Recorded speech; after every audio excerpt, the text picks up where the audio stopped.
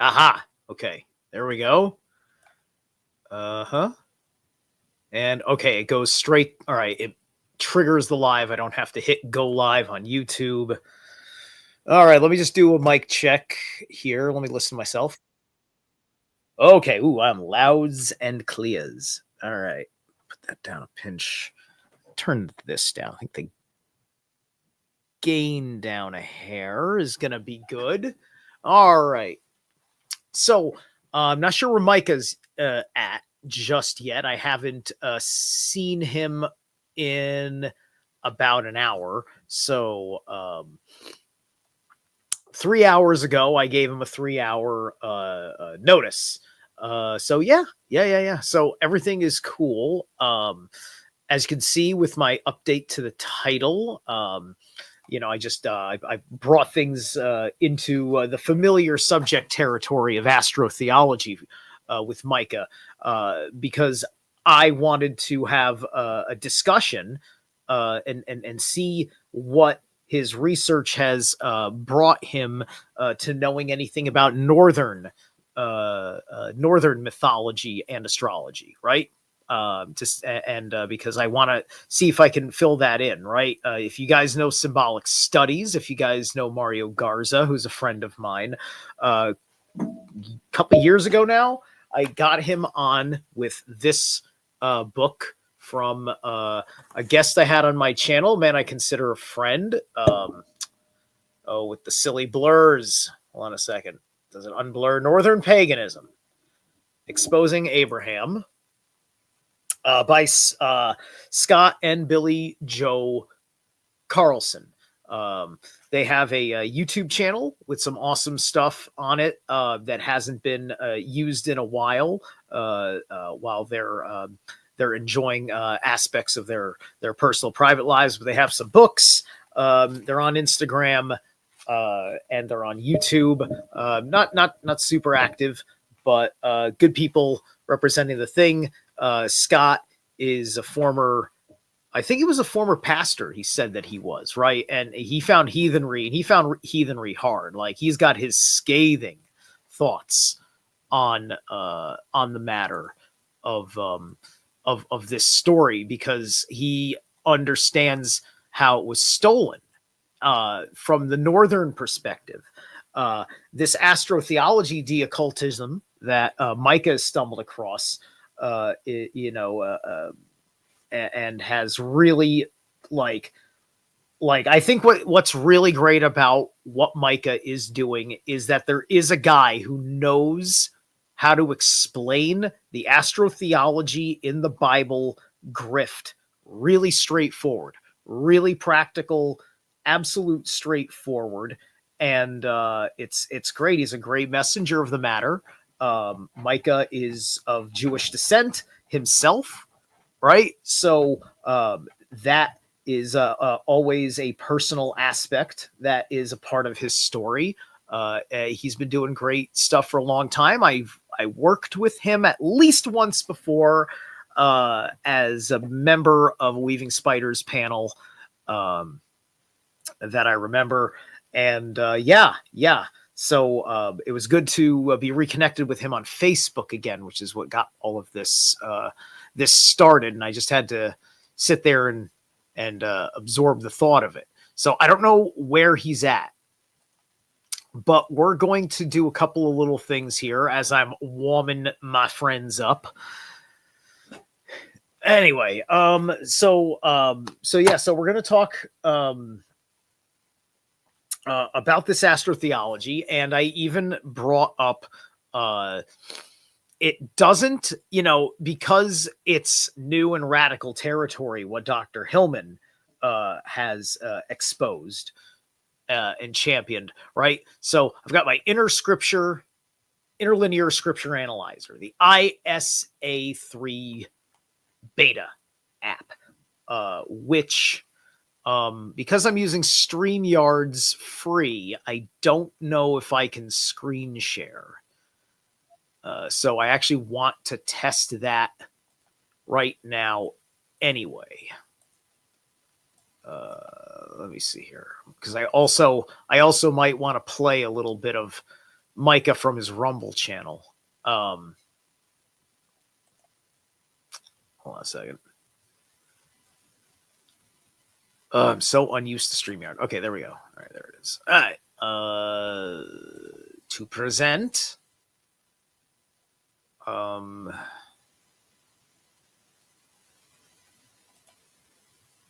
Okay. All right, I think it'll let me share screen.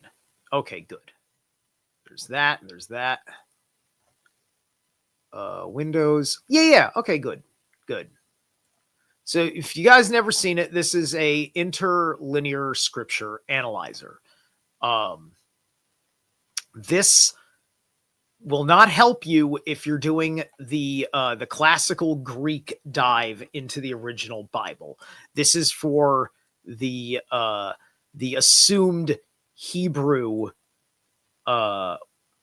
translation of the Old Testament and the assumed Aramaic translation of the New Testament.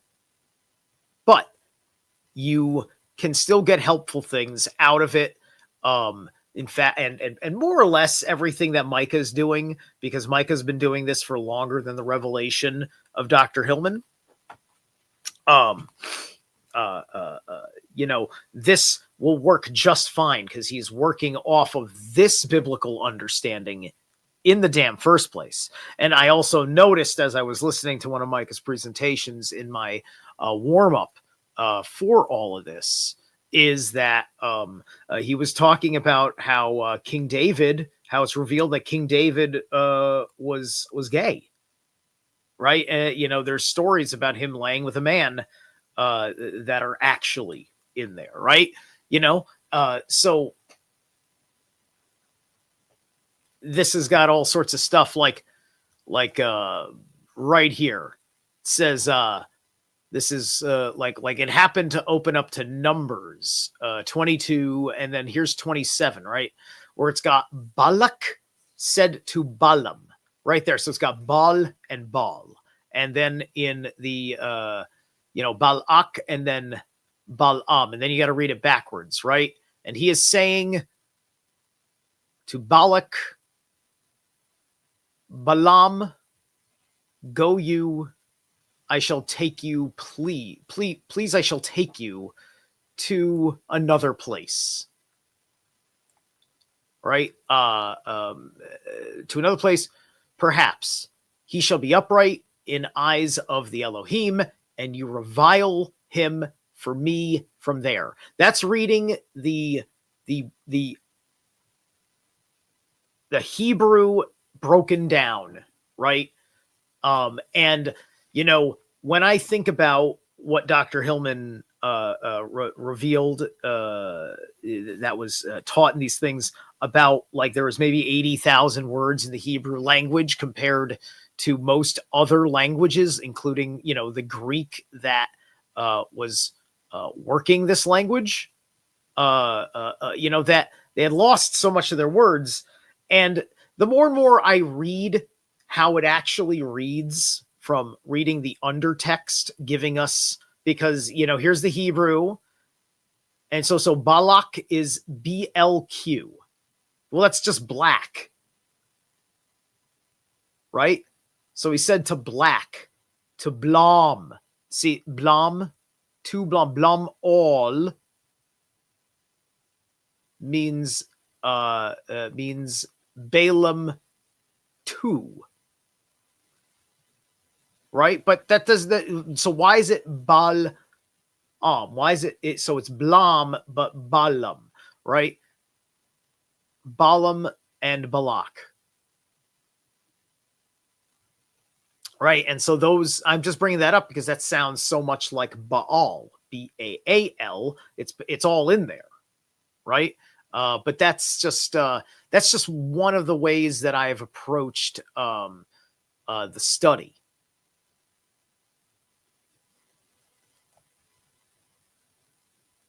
All right. So this is a bit of a bummer. Not seeing Micah. It's been almost 15 minutes. All right. Oh,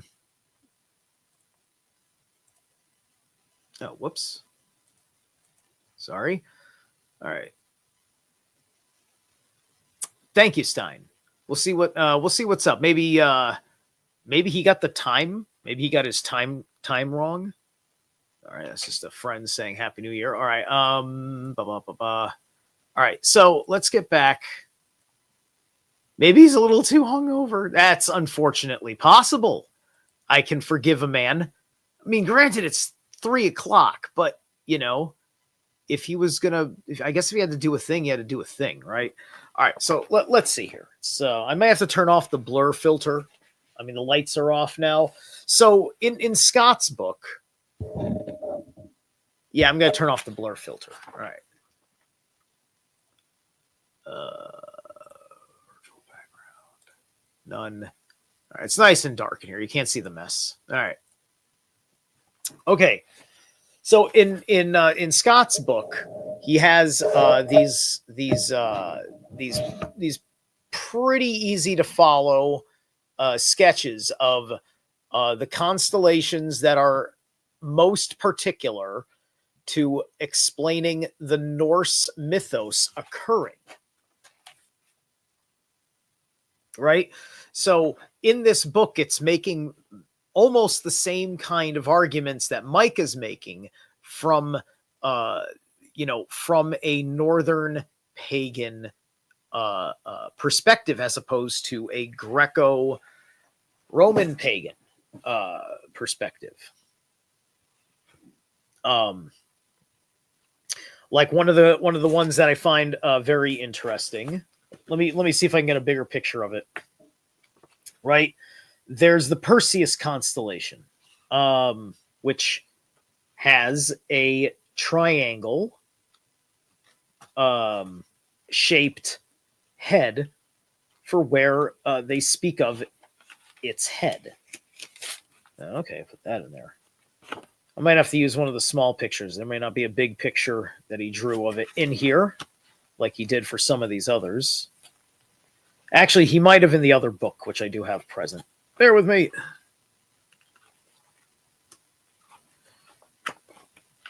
All right. Not there. Okay. Let me grab. All right. So there's more astrotheology in the runes because of the fact that Scott pulls up that he sees that the runes are in just a handful of the major constellations, right? So I wasn't going to make too much of a conversation about this one because it only revolves around a short handful of the heavenly bodies. And it doesn't have the Perseus constellation in there. It doesn't. That's right. And it basically is telling us that pretty much all of our runes are coming out of Orion and Ursa Major. That's basically what he's saying in there. So if we look, all right, you're gonna look right under my finger right here. So that's Perseus, right? The way his hands are all splayed out and stuff. So he has the pointy head. That's Odin, right? That's one of the like, the thing is that like the gods are because Odin is also the great bear. So Odin is Ursa Major. So some could even say in a certain sense that Frigga might be Ursa Major, the mother bear situation. But Odin, who is along with Thor, are gods of the Berserker. So, and that's also the other thing, is that Ursa Major is also Mjolnir. It's one of the ways we see Thor's hammer. The other one is Orion, and Orion has a belt. Thor has a belt, and he has his gloves. He also has gloves. The gauntlets, the grippers. They're called the grippers or the gripners or something like that. It means the gripping gloves, right? I know in another mythology that the Orion constellation is seen as a giant hand. It's a giant hand, and the belt is the wrist, right? And so Orion, the Orion constellation, is both Thor wearing his belt and also Thor's gauntlet itself. I'm the one saying that. I didn't get that from getting too many sources. I believe we will find that to be true in the future. Let's see. What do we got? I'm just trying to keep an eye on notifications, because it is looking like, because it's been 20 minutes, that Micah must have he must be in such a spot that he can't even message me, or he's forgotten, or he's ridiculously hungover, and that's okay. So we'll go on for a little bit. If he doesn't show, I will change the title, and he and I will reschedule. I'm pretty sure the time will pop up accordingly, because I was very excited to get into this aspect of his work. I mean, because and then otherwise Micah is just like the rest of us. He's very multifaceted, and we can talk about a whole bunch of things. And I definitely want to talk about things that are relevant to the consequences in the different manners in which they've affected us, changing these things, and seeing that as part of a branching of looking at the greater trouble going on with mankind as a whole, and the conspiracy to keep it that way, right? So let's see here. Hi guys, how's everyone doing? Man, I've got 13 people. Good turnout, and I hope it's a good turnout next time I do this, right? Because I don't know now if Micah's going to come through. So what's up, Awaken Your Mind? That's Derek Botticelli. That's his main YouTube channel. Go sub to him. Esoteric Hip Hop, Studies in Natural Law, the Esoteric and the Occult. Tim Timoney, good to see you. Stein, of course. Hello, thank you for being here and sharing. Everybody check out Greyhorn Pagans podcast every week. On Greyhorn Pagans, I am working with Stein doing tarot rune readings for about an hour, so you can squeeze yourself in there. And I try to get at least 4 readings out of a session over there. And then if that's not enough, you can either wait a week to get a short little free reading, or you can spend money and really get what you need out of getting a read with me. Then we got Sakakwa Bird Count Poet Run DMC. Stoked you're streaming. What interesting to learn. Thank you, Sakakewa. Cosmic Lichens. How you doing, Cosmic Lichens?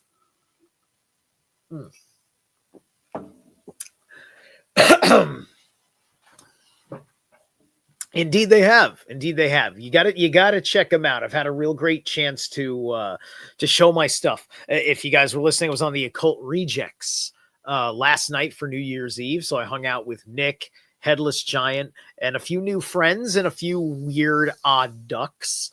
And I gave a couple of free readings out for a couple of the ladies that popped up that were drunk and talking about a terrible rune or terrible tarot reading someone gave them. Granted, they were just learning, so it's just like, oh man, this guy's screwing up your future with his incorrect interpretation of the cards. And so I was just like, hey, listen, I can do a super quickie, right? So I gave him a quickie for 3.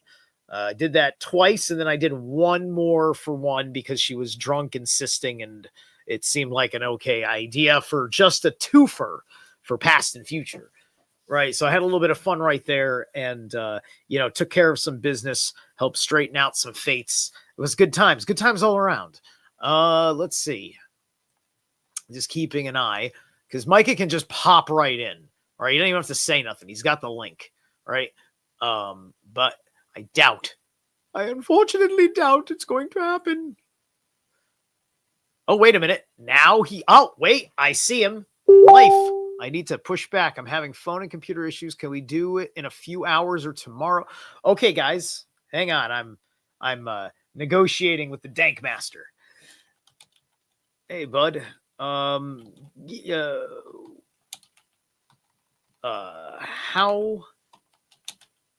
soon? I want to squeeze the gym in. So yeah, it's gonna take me about at 2 hours to deal with the gym, because it's gonna be like 15 minutes there, take my 45 minutes to an hour in the gym, and then 15 minutes back. That's 90 minutes. Plus, who knows what's going to slow me down. Message me when you're done. I should have this figured out. Okay, cool. All right. So let's see. It's 3:30 now, 4:30, 5:30. Okay, so we'll say 6 p.m. I'm live telling people this. All right, cool. Yeah. So I just asked him for 6, guys. Let's see. Is the Dank Master good at 6? Uno momento, por favor. Here it comes. Hostage negotiations. So I'm sorry I'm running. No worries, bro. You got this. All right. So we're gonna reconvene at 6 o'clock. So this was a cute little short stream. You guys got more time. You guys got 2.5 hours. Okay. You got 2.5 hours. I'm going to go run to the gym and take care of a handful of games. I will catch you. I'll catch you soon. I might even do a different format. I may have this. I may run this a different way than StreamYard too. We'll see. Just because I like to use my things, and on the free version, I can't use my things on my my OBS. Okay, he better be. All right, man. All right. Thanks, guys. 5, 4, 3.